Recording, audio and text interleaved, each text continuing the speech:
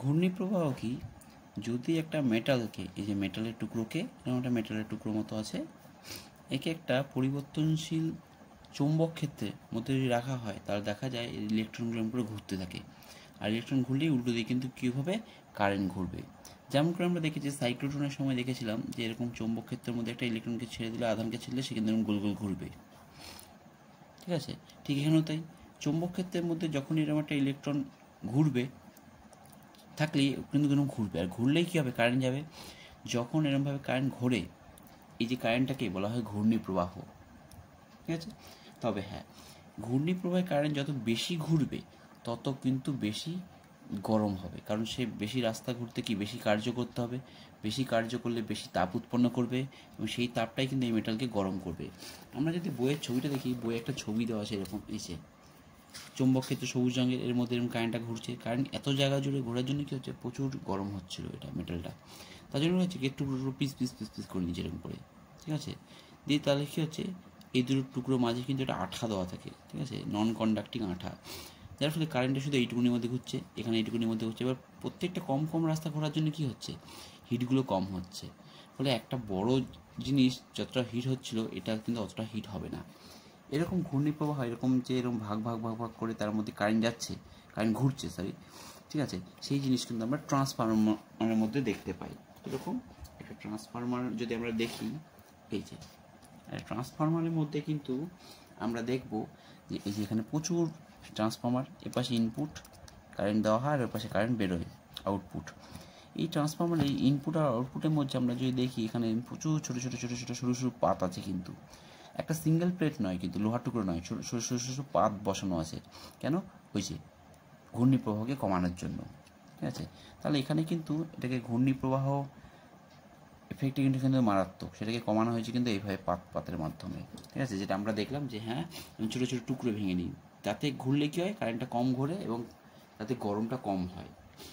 আচ্ছা, এই যে কি হচ্ছে, আমরা দেখতে পাচ্ছি যে একটা কয়েল মধ্যে কারেন্ট গেলে কিন্তু সেক্ষেত্রে একটা আবিষ্ট তড়িৎচালক বলে সৃষ্টি হয়। ঠিক আছে, কীরকমভাবে, এই যে মানে ব্যাপারটা হচ্ছে, ঘটনাটাকে বলা হয় হচ্ছে আবেশ। ঠিক আছে, আবেশ কীরকম ব্যাপারটা আগে একটু বলি। ধরো একটা কয়েল আছে এরকম, এরকম আমরা জানি এই কয়েলের মধ্যে আই কারেন্ট গেলে তার জন্য চৌম্বক ক্ষেত্রে কত হয়, B equal to μ0 n I। আচ্ছা, এখানে কারেন্টের সাথে কি চৌম্বক ক্ষেত্রে প্রপোর্শনাল টু, বলতেই পারি B proportional to I, μ0 n তো ধ্রুবক। আবার আমরা জানি flux phi is equal to B dot A. এবার এই লুপের ক্ষেত্রফলটা বদলাচ্ছে না, কারেন্ট বদলালে বি বদলায়। ঠিক আছে, যার ফলে বি বদলালে কী হয়, ফ্লাক্স বদলায়। তার মানে বলতে পারি ফাই সমানুপাতিক বি, কারণ এ কিন্তু বদলায় না। ফাই বি এর সাথে সমানুপাতিক, আবার বি আই এর সাথে সমানুপাতিক। ফাই বি এর সাথে সমানুপাতিক, আবার বি আই এর সাথে সমানুপাতিক। তাহলে বলতেই পারি ফাই সমানুপাতিক আই। তার মানে এই লুপে কারেন্ট যত বদলাবে তত কিন্তু ফ্লাক্সও বদলাবে, একটা ধ্রুবক আসবে, সেটাকেই বলা হয় এল। এই এলটাকেই বলা হয় হচ্ছে সাবেশাঙ্ক। ঠিক আছে, এই এলটাকেই বলা হচ্ছে সাবেশাঙ্ক। তার মানে কি, আবেশ যদি নিজের মধ্যে ঘটে তাহলে তাকে বলে সাবেশাঙ্ক, সাবেশ বা সাবেশাঙ্ক। ঠিক আছে, সাবেশ ঘটনাটা হচ্ছে সাবেশ, আর ধ্রুবকটা হচ্ছে সাবেশাঙ্ক। ঠিক অনেকটা কিসের মতো, ঠিক অনেকটা কিন্তু আমাদের ধারকের মতো। এরকম দুটো প্লেট, কিউ সমানুপাতিক ভি, কিউ একটা ধ্রুবক আসে সিভি, এই সিটাকে বলা হচ্ছে ধারকত্ব বলা হতো। এবং এই প্লেট ধারকের ধারকত্ব সি সমান কত হয়, এ এপসাইলন 0/d। যেমন করে আমরা ধারকের ধারকত্ব মাপতাম, তেমন করে একটা কয়েলেরও কিন্তু সাবেশাঙ্ক মাপা যায়। ঠিক আছে, তাহলে ধারকের ক্ষেত্রে হয় কি ইকুয়াল সিভি, আর সাবেশের ক্ষেত্রে হয় হচ্ছে ফাই ইকুয়াল টু এলআই। ঠিক আছে, তাহলে এখানে এটাও একটা রাশি, এখানে কিন্তু এটাও একটা রাশি। ঠিক আছে, এটা এইভাবে মাপা হয়। আর এর মাপার কায়দা কি, এল ইকুয়াল টু হয় μ0 n² a/l, যেখানে μ0টা ধ্রুবক, n হচ্ছে পাক সংখ্যা এর, এটা হচ্ছে এর ক্ষেত্রফল, আর এলটা হচ্ছে এর দৈর্ঘ্য। ঠিক আছে, এই হচ্ছে তার সাবেশাঙ্কের হিসাব। যেমন করে আমরা ধারক হিসাব করি তেমন করে কিন্তু সাবেশাঙ্কও হয়। এটা আমরা প্রমাণ আমরা করবো না, জাস্ট মনে রাখবো যে কোনো কয়েলের যদি পাক সংখ্যা হয় n, ক্ষেত্রফল হয় এ, লুপ এগুলোর ক্ষেত্রফল হয় এ, আর দৈর্ঘ্য হয় এল, তাহলে সাবেশাঙ্ক হয় হচ্ছে μ0 n² a/l। ঠিক আছে, আচ্ছা, আমরা যেহেতু পড়েছি E equal to minus D phi DT, তাহলে ফাইয়ের জায়গায় আমি এলআই বসাতে পারি। ঠিক আছে, মাইনাস ডিডিটি অফ ফাই মানে কত, এলআই, এলটা ধ্রুবক বেরিয়ে যাবে, মাইনাস এল ডিআই ডিটি। তার মানে আমরা বলতে পারি E equal to minus L DI DT. আমরা এসির ক্ষেত্রে কিন্তু এই সমীকরণটা ইউজ করেছিলাম। ঠিক আছে, E equal to minus L DI DT, এখানে এলটা ধ্রুবক, ডিআই ডিটি হচ্ছে কারেন্টের পরিবর্তন বা সময়ের পরিবর্তন। ঠিক আছে, আমরা মড করানোর সময় লিখি এল ডিআই ডিটি। তাহলে এই হলো আমার একটা সমীকরণ, এই হলো আমার একটা সমীকরণ সাবেশাঙ্কের ক্ষেত্রে। এবার কি হয়, আসলে নিজের মধ্যে কারেন্ট চেঞ্জ করলে নিজের মধ্যে ফ্লাক্স চেঞ্জ হয়, বি চেঞ্জ হয়, ফ্লাক্স চেঞ্জ হয় নিজের মধ্যে, তাহলে সেটা বলা সাবেশ। ঠিক আছে, নিজের আবেশকে আবেশকে বলা হয় সাবেশ। আর অনেক সময় না এরকম হয়, এরকম একটা কয়েল থাকে। ঠিক আছে, যেমন এই যে এখানে আছে, এই যে এই কয়েলটা, এটা হচ্ছে প্রাইমারি কয়েল, ইনপুট, এখান থেকে হচ্ছে ইনপুট দেওয়া হয়েছে 220 ভোল্ট। আর এ পাশে একটা কয়েল থাকে, এই যে এই পাশে কয়েল, এই যে তামার কয়েল দেখা যাচ্ছে এপাশে, এখানেও তামার কয়েল আছে ভিতরে। ঠিক আছে, তামার কয়েল এ পাশেও আছে, ও পাশেও আছে। আর মাঝে আছে এই যে কোড, এই যে এই জিনিসটা, এটা হচ্ছে মাঝে আছে যে। তাহলে এই পাশটা হচ্ছে ইনপুট, এ পাশটা হচ্ছে আউটপুট। আসলে এখানে কারেন্ট গেলে কি হয়, এখান দিয়ে এরকম করে চুম্বক বলরেখা বেরোয়, যেরকম চারিদিকে ঘুরে বেড়ায়। ঠিক আছে, সেগুলো এর মধ্যে দিয়ে যায়। এর মধ্যে গেলে কি হয়, এখানে ফ্লাক্সের পরিবর্তন হয়, এবং এখানে ফ্লাক্সের পরিবর্তনের জন্য কিন্তু ওখানে একটা তড়িৎচালক বলের সৃষ্টি হয়। ফলে দেখা যায় এখানে 220 ভোল্ট, যত বলরেখা বেরোচ্ছে সব তো আর পাস করছে না, অল্প কিছু পাস করছে। দেখা যাচ্ছে 220 মধ্যে যা বলরেখা পাস করছে অল্প কিছু, তার জন্য এখানে তুই 5 ভোল্ট পাচ্ছিস, ব্যাস হয়ে গেল। দিল্লি 220 ভোল্ট, পাওয়া গেল কত, 5 ভোল্ট। এভাবেই কিন্তু মোবাইলের চার্জারগুলো কাজ করে, ওর মধ্যে ট্রান্সফর্মার বসানো থাকে, সেখানে 220 ভোল্টকে 5 ভোল্ট করে দেয়। তাহলে নিচের কারেন্টের জন্য অন্যের মধ্যে ফ্লাক্সের পরিবর্তনের জন্য অন্যখানে যেখানে ভোল্টেজ পাচ্ছিস, এই ঘটনাটাকে বলা হয় পারস্পরিক আবেশ। তাহলে ওখানে কিছু পড়েছিলি, ফাই ইকুয়াল টু আই, নিজের কারেন্টের জন্য নিজের ফ্লাক্স হলে সাবেশ, নিজের আবেশ, আর নিজের কারেন্টের জন্য আই কারেন্টের জন্য অন্যের ফ্লাক্সের পরিবর্তন যদি হয়, তাহলে তাকে বলা হয় পারস্পরিক আবেশ। তখন সেখানে এখানে এম দিয়ে প্রকাশ করে, এম ফর মিউচুয়াল ইন্ডাকটেন্স। ঠিক আছে, এল হচ্ছে সেলফ ইন্ডাকটেন্স বা সাবেশ, আর এম হচ্ছে মিউচুয়াল ইন্ডাকটেন্স। তাহলে যেহেতু E equal to D phi DT minus, বসিয়ে দিলে কী হবে, ফাইয়ের জায়গায় এমআই বসালে এমটা ধ্রুবক বেরিয়ে যাবে, এম ডিআই ডিটি।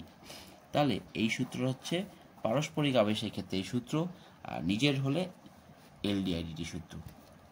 ঠিক আছে, আর আমাদের মনে রাখতে হবে, যদি এই কয়েলের, এই যে কয়েল, এটা তো একটা কয়েল, তাহলে এর সাপেক্ষাঙ্ক যদি L1 হয় আর এই কয়েলের সাপেক্ষাঙ্ক যদি L2 হয়, তাহলে দেখা গেছে এম ইকুয়াল টু হবে √L1 L2। এটা কিন্তু আমাদের সূত্র, মনে রাখতে হবে, প্রমাণ আমাদের লাগে না।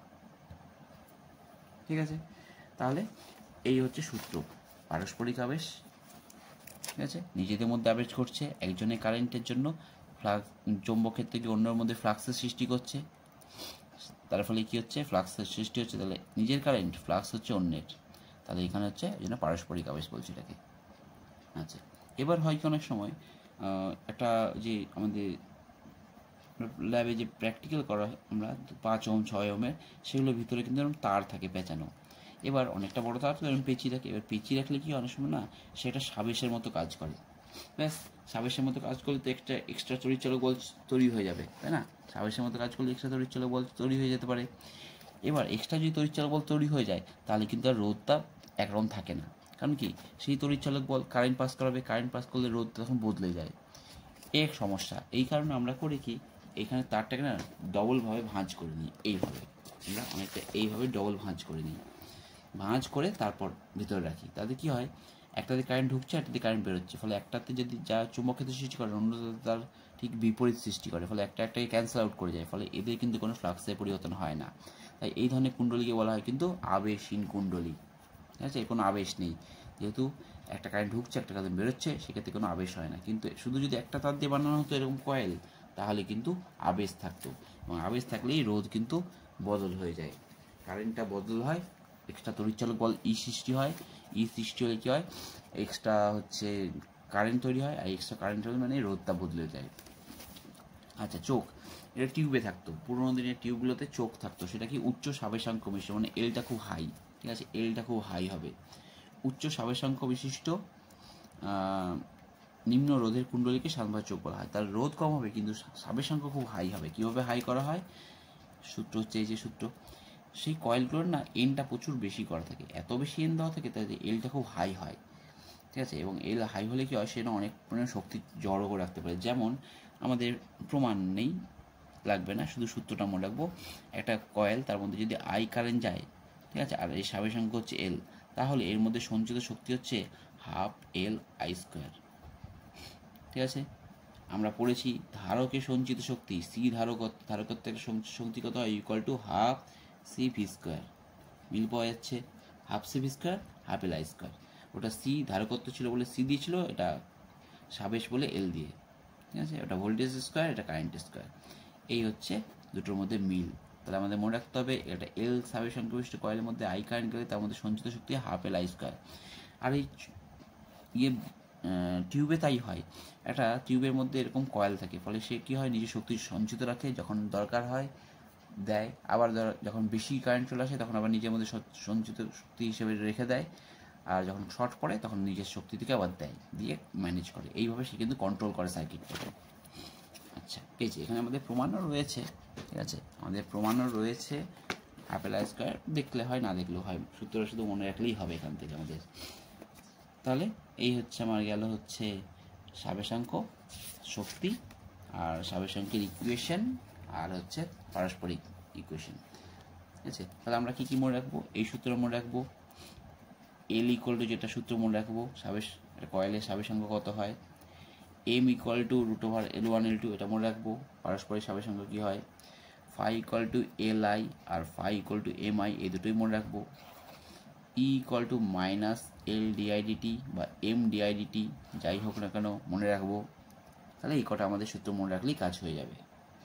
আচ্ছা, এই যে এডি কারেন্ট, এর কিন্তু শুধু নষ্টই করে তা কিন্তু নয়, এর কিন্তু ব্যবহারও আছে।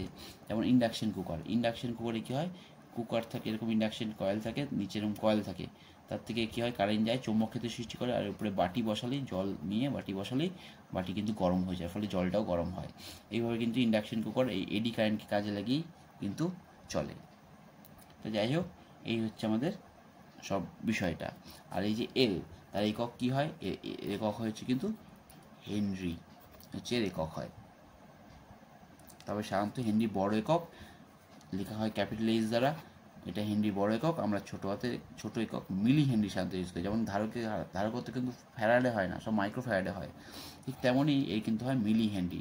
তাদেরকে 10 মিলি হেনরি মানে কত, 10 ইন্টু মিলির জন্য 10⁻³ হেনরি, এই এরকমভাবে কিন্তু হিসাবটা হয়। আচ্ছা, যদি বলে এল এর মাত্রা কী হবে, তাহলে কী হবে, আমরা দেখলাম E equal to L DI DT. ঠিক আছে, এল মানে কি, ই উল্টে বসবে ডিটি বাই ডিআই। ঠিক আছে, তার মানে এল আসলে কিছুই না, ভোল্টেজ, এককটা দেখছি আর কি, ভোল্টেজ সময় ampere, voltage second ampere inverse, এটাই কিন্তু এল, এটাকেই আমরা এক কথায় বলি হেনরি। ঠিক আছে।